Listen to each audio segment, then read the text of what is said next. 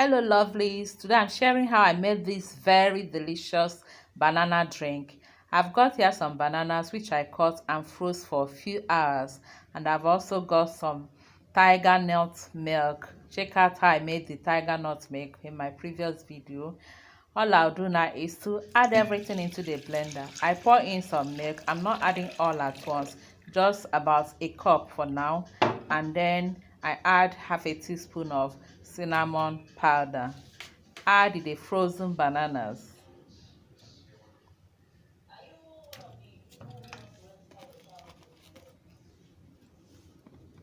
After that, I'll just cover the blender and blend until the banana blends very well. After that, I'll add the remaining milk and blend for a few seconds.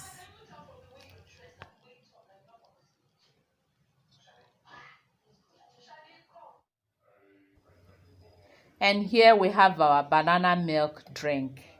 This is one of the most delicious drink I've ever made or drank. It tasted so delicious. I hope you give it a try. Thank you all for watching. Please don't forget to like and share and also subscribe if you haven't. Until I see you again in our next video, remain blessed and safe. I love you all. Bye bye.